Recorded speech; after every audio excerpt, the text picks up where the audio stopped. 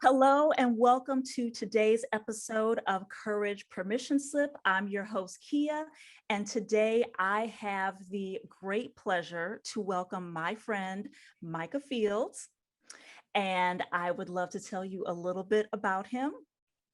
Micah is an amazing chef. First and foremost, he's an amazing chef who has a very impressive resume. He was the youngest to enroll at Cordon Bleu School of Culinary Arts. He was featured on Bravo's Top Chef. He owns his own catering company called the Iron Catering Crew, where he is also top chef to the stars, which include bodybuilders and superheroes. We're not naming names though. And most important among the things on his resume, I think, and this is just a personal thing because I have failed at doing this, but he is the undefeated king of grilled cheese. So thank you. Welcome, Micah. Thank you for joining. Yeah, thank you for having me. Pleasure to be here. Awesome. So, I was thinking about this, and your history, which I had to be reminded of this when you sent this to me, and you've been in this game for a long time, thinking of how young you were when you made the decision to go don't age me. I'm not naming ages. Yeah, I have some experience. We'll put it like that. Yes. And so, but, thinking about that, usually people get tired of doing the same thing or the same type of thing over a period of time. And I'm really interested to hear from you, Micah, how you have, how you've kept it fresh. What keeps you going? What keeps you showing up? Yeah, that was, coming out of culinary school, generally speaking, most chefs or students will go right into a restaurant. Mm-hmm. I went straight into a restaurant. I went to a very fine dining 3 Michelin star restaurant. Then this was abroad in Europe. And then I came back to LA, closer to home, family. And again, went into Beverly Hills, very fine dining restaurant, right? The best of the best restaurants. I could tell very early on that I was like, oh my gosh, like if I keep just going down this restaurant road in line cooking or even sous chef or executive chef, it's the same building that I'm walking into, the same menu most of the time, unless you're changing it very frequently. Things become very repetitive, and I didn't want that for myself. I like to change things up. I like to see different views and different, come across different opportunities, professional opportunities that being a chef, you have the pleasure of doing multiple different things, multiple outlets and areas that you can go into. So I just said, I want to try a little bit of everything. And that is the recipe for keeping it fresh. Yeah. And thinking about all the different points along your career and the names that you've worked with and the restaurants that you said, the 3 Michelin star restaurants that you have worked in, those, it seems like to me, very courageous settings. And so I'm interested to hear from you when you hear the name or when you hear the word courage, what does that mean to you? How do you define it? Courage. So, I felt like I always sort of knew what courage was, as a child, being an adult, but it wasn't until, it was maybe 6 months ago, maybe a year ago during the lockdown, during COVID, I was watching a lot of movies. And I want to say, don't quote me on this, but I want to say it was a Clint Eastwood movie. And one of the ending lines, the ending quote when the screen went black was, courage is being scared to death, but saddling up anyways. So anything that you're scared of, anything that frightens you or that you haven't done before, if you have that little ounce of, you know what, I'm going to do this anyways, that right there, that's called courage. And yes to all of that, feeling that fear, feeling that scared feeling or that anxiety, and still moving forward anyway. And thinking about what you do and the visibility of many of the things that you have done, where have you had to give yourself permission to be courageous? right. Um, in my career, being a professional chef, you come across multiple different people from all walks of life, right? Everybody has this nostalgic dish or a nostalgic food item that when they taste it, it takes them back to somewhere. So I've had a lot of clients, a lot of people in the past ask me, "Hey, can you try and recreate a childhood dish that I used to have?" Or, "Hey, I get this a lot. I have a Persian family come over. Can you recreate some Persian food for me?" And uh, when people ask me to recreate something from their childhood or recreate a memory that they once had, that's when I really get scared, because making good food at this point for me is pretty easy. I understand the recipes. I understand the dynamic of making a great dish. But when you want to touch somebody's emotions, that's when I get scared of, am I going to live up to that? Am I going to even put the right spice in there? So in my business, we're about creating memories, making memories, new memories, recreating memories. It's a very emotional thing, food for people. So that's when I get scared, is when I have to invoke an emotion and I don't know quite how, but even if it's not exactly what they're looking for, most of the time I nail it. So I know that I went through those stages of being courageous. I love hearing that. And I'm wondering, do you have any rituals or routines that you lean on when someone is asking you, like you said, to recreate that memory or that experience? Right. Um, is there anything that you use or lean on to help you push through that fear? Um, I was having this conversation, because of my servers, uh, when I go to an event, I have one song usually that's playing for me right before I go into an event, and it's the Rocky song, right? So for me, every time, I want to say 99% of my events, I will make sure to time it perfectly. So I have that 2 to 3 minute mark right before I enter a home or a venue or something like that, right where I could squeeze that song in for me. And that invokes me to be courageous. I know, call it silly, it's a song, I know, but when I hear this song, for me, that was emotional, because when I was 13, watching Rocky, young boy, watching him work out, watching him defeat all those different people, that lit like a little fire in me. And Mm. at the time, I didn't quite understand it, but now, going back to that, anytime I play that Rocky song, I just get fired up, and I feel like I can just walk through anything. So that's really my recipe for being courageous. Other than meeting new people. I get scared meeting new people because I come across so many different clients, and some of them are pretty demanding. So I have to find that little moment or that little fire within me to be able to cook in front of anyone, regardless of whoever they are. Hmm.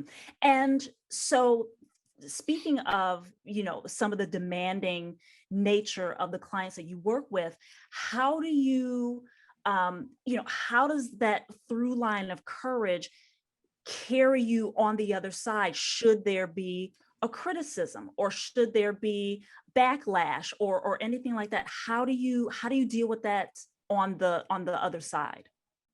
On the other side of, On the other side of perhaps a bad review or a critique mm, of something that you have right, created. right.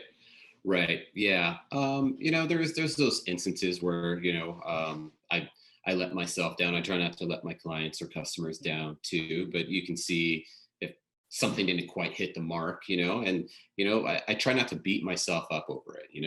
Every day is a new day, I say, and we get to start fresh, but I try to just realize, try and improve on whatever I can do to, um, to make it across the finish line the next time. Yeah, yeah. I love that because, sometimes people think a mistake or a misstep is like the final, nail in the coffin, Nail. and Right. and Yeah. and and it throws them off path. It causes them to stop, instead of just pausing. And I love to hear that in something that you're doing that is really, I mean, it's personal for you, right? Because it's your creation, it's your Right, right, art. It is an art. right, right, And to have and to have people criticize that, that can be like, oh, but this is an expression of me, right? This is an extension right, of me. So, right, but to hear you talk about how you try to not let that hold you back, or that you don't beat yourself up, and you're just taking and learning so that you can apply that the next time. I right. think that's so helpful for people to hear, for mistakes that they make on something that doesn't have as high of implications as perhaps, cooking for someone, and creating those memories for people. Right. Yeah, Yeah. exactly. So in addition to when you're working with people and they're asking you to, conjure up a memory, are there other places, Micah, where you have to give yourself permission to be courageous and to feel the fear and do it anyway? Yeah. I think for me, it would have to be, walking into a new setting, because I think, like I was saying, I meet new clients all the time. One of the caveats to my job is walking into, a new home or a new venue and putting on the meal of their life. Um, it's walking into the unknown for me as far as a professional level. On the same time, too, um, I have this fear on a personal level that, sometimes maybe I'm thinking about work too much, which is really easy to do when you have a family, which I have. So it's that fear of one day, on a personal level of, hey, did I spend enough time with my children? Are they going to resent me towards, Mhm. later in their life that I didn't spend enough time? So, that's a fear of mine, that I'm working on every single day. Mm, I mhm, feel like that's a mhm. constant battle, Yeah, because yeah. on one end, it's our livelihood, this business. On the other end, it's raising my children, making sure my wife is happy. Yeah. So that's a fear of mine that I feel like is an Mhm. ongoing battle. Thank you for sharing that, and for being, really honest with that, because I think as entrepreneurs, I think especially that's something that we have to grapple with, because as you said, the business is the livelihood, right? The business is the Yeah. thing that Hmm. allows you to have the home and to have the things that you need to provide for your family, but also needing to strike that fine balance on the other side of wanting to be there and not have your kids get to a place where maybe they're like, yeah, well, my dad was never around, or my mom was never Right. around, or anything like that. So thank you for sharing that, because I know that that is something that people grapple with quite a bit of, wanting to be a good provider and be present, but also do the thing that not only provides um, resources and consistency and safety for the family, but it's also a form of personal fulfillment when you are good Hmm. at and successful with what you're doing. So thank you again for mentioning that.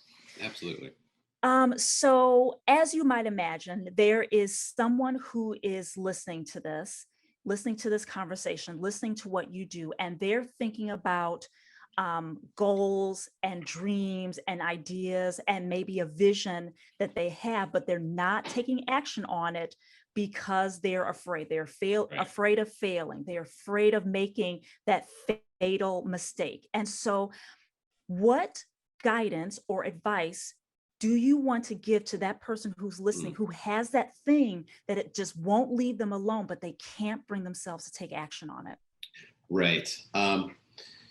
I guess whether it be in your personal life or your professional life, I always told myself, because uh, early, I've owned my business probably about 5 years now, and a couple years before that, somebody very dear to me, I was mentioning that, hey, I think I want to start up my own business. Somebody very close to me said, "You're not ready," Mm, and for me, that lit a fire in me. mm, Um, I was scared, absolutely, but it was that little bit of you're not ready, it was almost, I was telling myself, like, I got to show them, you know what I mean? So that was my sort of fire that lit me to do this. Mhm. It was also too, you know, very early on when I went to culinary school, I was a kid and I knew I wanted to be an entrepreneur. I knew I wanted to have my own Yeah. business. So, uh, you know, as I got older, it was okay. Let's start thinking about it. Let's start kind of planning it out. Let's start learning in the setting that you are now. Was it whether it had been a line cook or an executive chef at a hotel or something like that?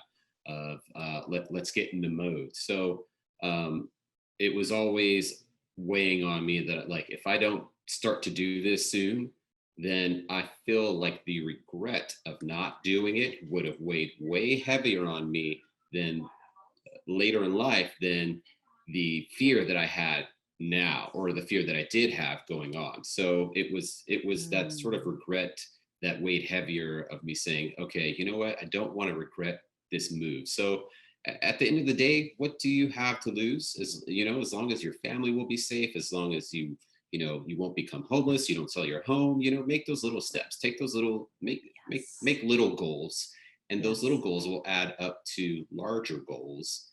And eventually, before you know it, you'll have achieved your goal. So just start making little thoughts in your mind, start planning it out, Mhm. little things here and there, and Mhm. eventually you'll overcome that fear.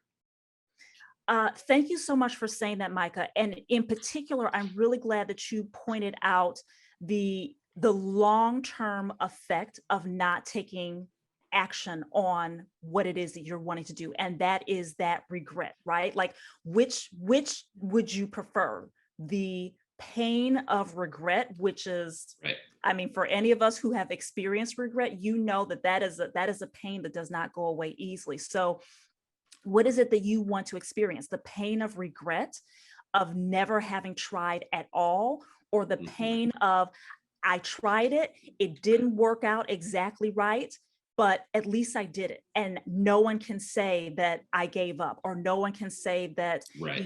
Right. I took the easy way out. So I think that is Hmm. really important, is thinking about Hmm. how are you going to feel at the end of your life, or in a year or 5 years. Like, think Right. about the long-term impact of not doing anything, because you can always recover from a setback. Right. Always. Absolutely. Yeah. Yeah. It's not the end of the world. So just give it a go. Exactly. And little steps is Exactly. Little all it takes. takes, right? Like, Hmm. we don't, I Hmm. remember my dad, when he was saying, what do you want to be when you grow up? And I said, I want to be an executive. And he's like, well, you don't start out being an executive, right? Like, you don't start out Right. at the top, right? Right. And so, but Exactly. you have to work at it. And eventually, just as you said, Micah, eventually you will get there. You just keep working at it, keep working that muscle, Right. Right. and putting in the work each day, to get what you want. It's, Absolutely. you can't beat it. You can't beat it. Well, Micah, I really, really enjoyed this conversation. Thank you so much for joining me today. And I am sure that people will want to know more about you and connect with you. Where can they learn more about you? Oh, well, they can definitely go to ironcateringcrew.com, Yes. info at ironcateringcrew.com. They can also reach out to us through Facebook and Instagram. Wonderful. And I will include all of this information in the show notes, so that people can follow along and see all of your beautiful creations and all the amazing work that you are doing. Thank Um, you, Kia. You are welcome. So thank you everyone for joining today. I hope you are walking away inspired, and with just a little bit more information that you need to make your dreams bigger and more important than your fears. Until the next time, thank you for joining. Thank you.